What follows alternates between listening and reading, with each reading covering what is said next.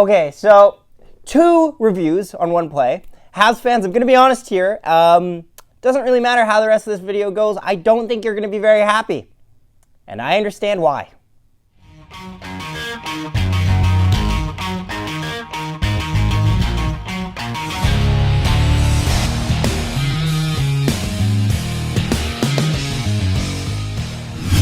Good morning, afternoon, and evening, ladies and gentlemen. My name is Zachary Nolan. I am joined, as always, as Carter Nolan is behind the camera. Yes, I am. And thank you for tuning into another goal or no goal.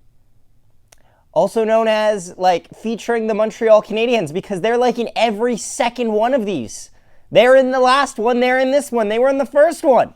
And Habs fans, we have a very unique situation today, because this is not only the goal that I can say without a shadow of a doubt meant something because it was an overtime goal.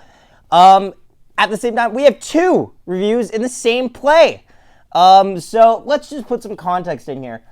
Chicago and Montreal are 2 teams that are kind of tanking. I don't want to say Chicago's full-on tanking because Chicago doesn't think they're tanking, but they're really tanking. Montreal is tanking. And so I guess some Habs fans would actually be okay with losing this game in overtime if it wasn't for the fact that they really don't feel like they should have lost this game in overtime. So let's get on. There's a pass up the ice to Kurashev. Kurashev gets the puck here. Don't worry about that. He'll take it over the line. Don't worry, we will get to that later. Comes in on the play. Hoffman goes to break up the play. They all take out the goaltender. The puck goes into the net.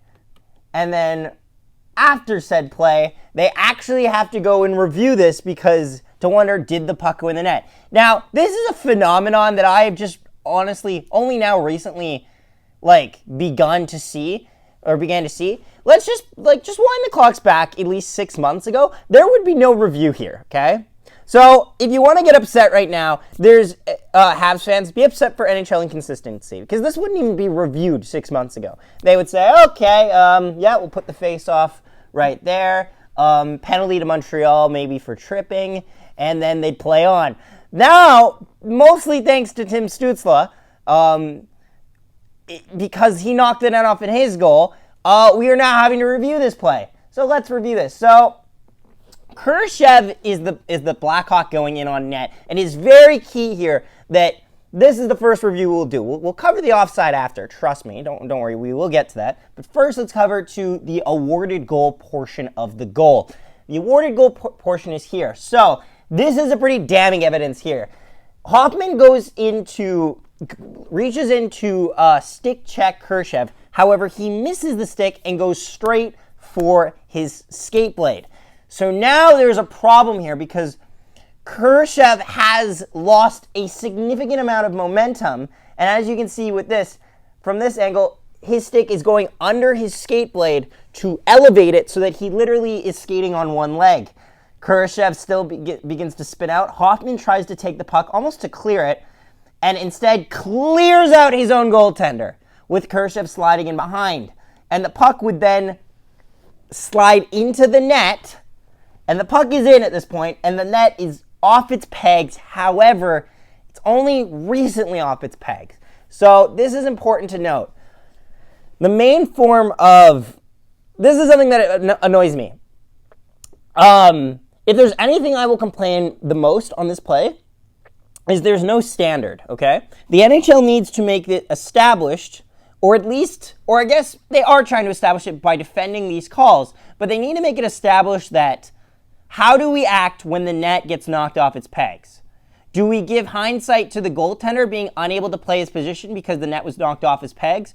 Or do we give hindsight to the player of least offense? In this case, it's ironically Kurashev, because Kurashev is the least at fault for knocking this net off.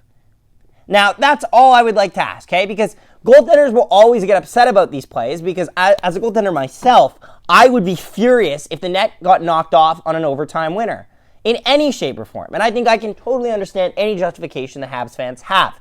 However, if the normal that we are establishing here is that when in doubt, we are just going to side with the player of least at fault, it is Kurashev in this case. So is it the right call to give it an awarded goal? Yes, I think it might be. And I think it's mostly due to the fact that the NHL has a habit of siding with the player least at fault here, and the least at fault player is Kurashev. Kurashev tries to make a play with the puck. Hoffman is the one who puts his stick into the feet of Kurashev, and then Hoffman, on his both 2 feet, decides to blast his own goaltender, which eliminates any chance of him stopping the puck. Kurashev doesn't even come into contact with the goaltender of the Montreal Canadiens. It is all Hoffman. I can understand your frustrations, Habs, and I can hear you screaming behind, trust me, I know. I would hate this too. So, however, let's go to, here's another angle, by the way. As you can see, Kurashev has not made any contact with the goaltender yet, and all of the contact is made by Hoffman. I just want to get this out of the way straight. And here's another angle. Like, Kurashev is trying to do his best to get out of the way. Now, let's get to the second review. Now, I watched this review, and honestly, what I recommend a lot of you guys doing sometimes when you watch these reviews back, listen on mute.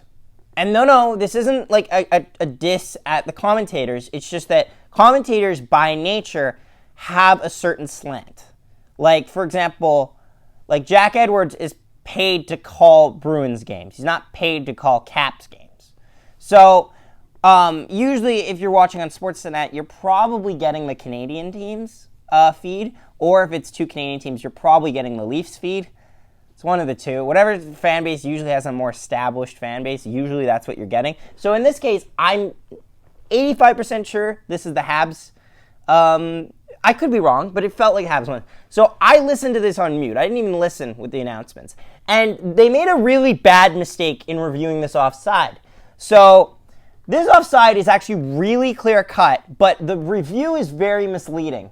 So the review shows him obtaining the puck behind the net, or behind the line, and then the puck going like this and kind of bouncing off his foot, off his skate blade. This is extremely misleading, and I really wish they would have showed the play better.